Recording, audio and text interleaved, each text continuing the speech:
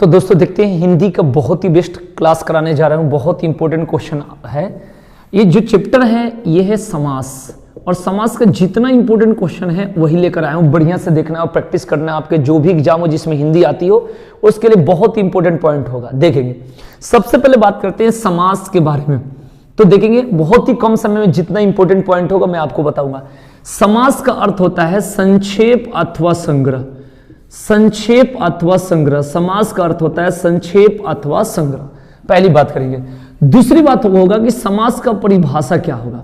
तो जो परिभाषा की बात होगी तो यहां से बोलेंगे दो या अधिक पदों के मेल से, दो या अधिक पदों के मेल से, पदों के मेल से बने शब्द को समास कहते हैं।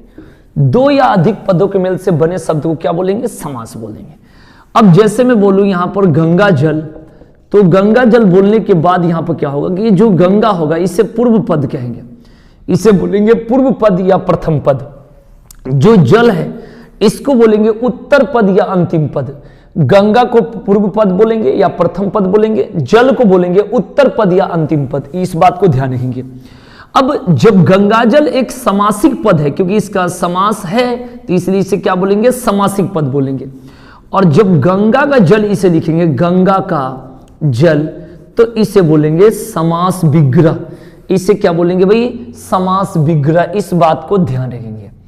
अब बात करते हैं समास के मुख्यतः 6 भेद माने जाते हैं। कितने? 6। पहला बात करेंगे अव्ययी भाव समास, अव्ययी भाव समास। दूसरा बात करेंगे तत्पुरुष समास, तत्पुरुष समास। तीसरा बात करेंगे द्विगु समास, द्विगु समास। उसके बाद बात करेंगे द्वंद्व समास, उसके बाद बात करेंगे द्वंद्व समास। उसके बाद बात करेंगे कर्मधारय समास, कर्मधारय समास। उसके बाद बात करेंगे बहुब्रीहि समास, बहुब्रीहि समास। इस बात को ध्यान रखिए। तो समास के 6 भेद हो गए। अव्ययी भाव समास, तत्पुरुष समास, द्विगु समास, द्वंद्व समास, कर्मधारय समास और बहुब्रीहि समास। अब बात करेंगे यहां से क्वेश्चन कैसे कैसे आता है। सबसे पहले बात करेंगे अव्ययी भाव समास के बारे में। अव्ययी भाव समास के बारे में क्वेश्चन देखेंगे कैसे कैसे आता है। जैसे एक बात करेगा, जैसे पॉइंट है यथाशक्ति, यथाशक्ति, यथाशीघ्र, यथासंभव। जो यथा से संबंधित है अव्ययी भाव समास में आता है। दूसरी पॉइंट देखेंगे जहां पर पहला पद सार्थक हो, पहला पद हो सार्थक और दूसरा निरर्थक हो, यह भी अव्ययी भाव समास में आएगा। उदाहरण के लिए जैसे मैं बोलूं, जैसे यहां पर बोलूं मिठाई विठाई, तो मिठाई तो सार्थक हो गया, विठाई जो हो गया निरर्थक हो गया। सोना ओना, पानी वानी, चाय वाय, तो ये हो गया किसमें? आपका अव्ययी भाव समास में। इस बात को ध्यान रखेंगे। ठीक है जी। ये जितना सार्थक और निरर्थक, सार्थक मतलब जिसका अर्थ निकले और निरर्थक मतलब जिसका अर्थ नहीं निकले। उसके बाद बात होगी कि जहां पर दोहराना, दोहराव की बात हो, यानी पुनरावृत्ति की बात हो, यानी रिपीटेशन की बात हो, वो भी होगा अव्ययी भाव में। जैसे हम बात करें गली गली, गली गली, रातों रात, बातों बात, सरासर, धराधर, ये भी किस में होगा? अव्ययी भाव में। इस बात को ध्यान रखें। इसके बाद जो पॉइंट आती है, जैसे उपसर्ग वाला जितना पॉइंट होता है, जैसे प्रतिदिन, प्रत्येक, प्रतिमा, ये सब किस में आएगा? ये होगा आपका अव्ययी भाव समास में। तो इसमें बताया यथाशक्ति, यथासंभव, यथाशीघ्र वाला बताया। दूसरा सार्थक निरर्थक की बात बताया। तीसरा आपको बात बताया दोहराव की बात बताया। चौथा बताया तो उपसर्ग वाला प्रतिदिन, प्रत्येक, प्रतिमा, ये सारा होगा, ये किस में होगा? अव्ययी भाव में। एक पॉइंट और यहां पर बचा है जिसको हम बोलेंगे जहां पर पर्याय शब्द की बात हो। आपको अगर पर्याय का मतलब होता है जहां पर समान अर्थ देने वाले जब 2 शब्द होंगे और दोनों का समान अर्थ के रूप में बात होगी, तो ये होगा आपका अव्ययी भाव। अब कहेंगे ये कैसे होगा जी? मैं आपको बताता हूं। जैसे पूजा पाठ, तो पूजा पाठ हम लोग जो बोल रहे हैं, तो पूजा अलग हो गया, पाठ अलग हो गया, तो उसका सेंस थोड़ा सा अलग हो सकता है। लेकिन जब पूजा पाठ कह रहे हैं तो एक ही सेंस में हम लोग बात कर रहे हैं, यानी दोनों की वैल्यू एक ही जगह पर हो रही है। जैसे मैं कहूं कुशल मंगल, ठीक है ना। जैसे यहां पर बोलूं मेल मिलाप, सीधा साधा, खान पान, ये सब जो बोलेंगे ये पर्याय शब्द का सेंस होगा, तो ये सब किस में होगा? अव्ययी भाव में। इस बात को ध्यान रखें, ये किस में होगा? अव्ययी भाव में। तो याद रखेंगे कि ये पहला पॉइंट आपको मैंने बता दिया, अव्ययी भाव, याद रखेंगे। अब इसके बाद हम लोग चलेंगे दूसरा पॉइंट के चक्कर में। तो दूसरा पॉइंट जो हमारा है ये है तत्पुरुष। तत्पुरुष समास में क्या होगा? यानी इसमें कारक के चिन्ह की बात होती है। कारक के चिन्ह आपने पढ़ा होगा कि कारक के 8 भेद होते हैं। कितने भेद होते हैं? 8।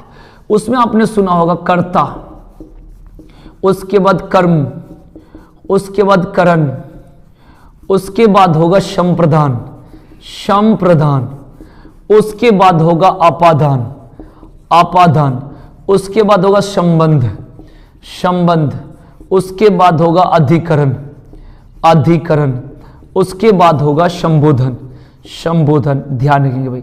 तो कारक के जो 8 भेद होगा, कर्ता ने कर्म को करण से यानी के द्वारा के अर्थ में, के द्वारा के अर्थ में, के द्वारा के अर्थ में, ध्यान रखना।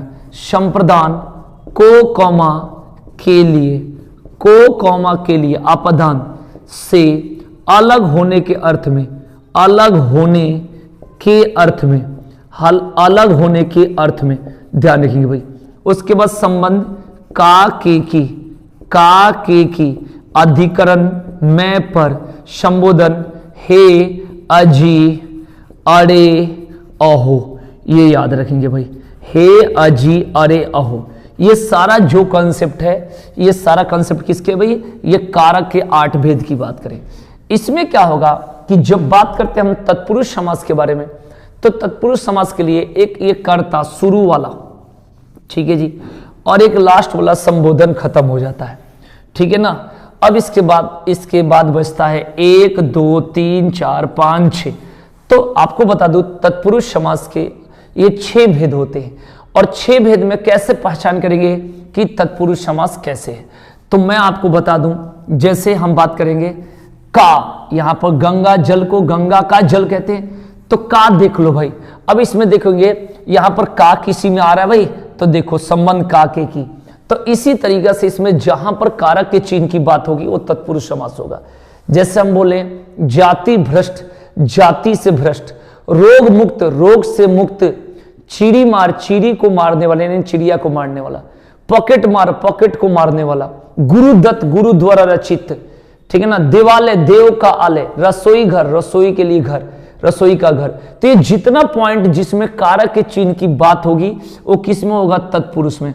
जैसे मैं बोलूं दही बड़ा, दही में पड़ा हुआ बड़ा, रसगुल्ला, रस में पड़ा हुआ गुल्ला, तो ये जितना होता है ये किस में होगा भाई? तत्पुरुष समास में। किस में होगा?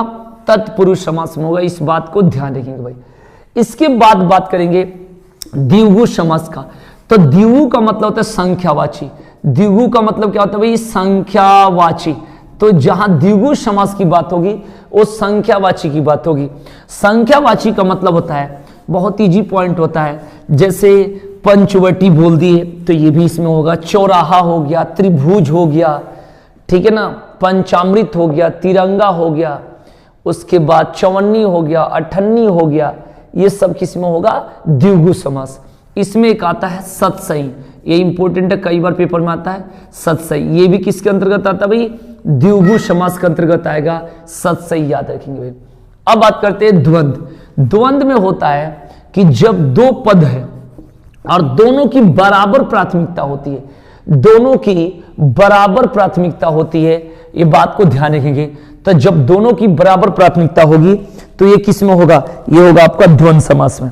अब कहेंगे कैसे? जैसे हम बात करते हैं भाई बहन, भाई बहन, माता पिता, माता पिता, तो ये जहां पर दोनों की बराबर प्राथमिकता है, ये बात ध्यान रखना। दोनों पद प्रधान होते हैं, दोनों पद प्रधान होते हैं, उन्हें क्या कहते हैं भाई?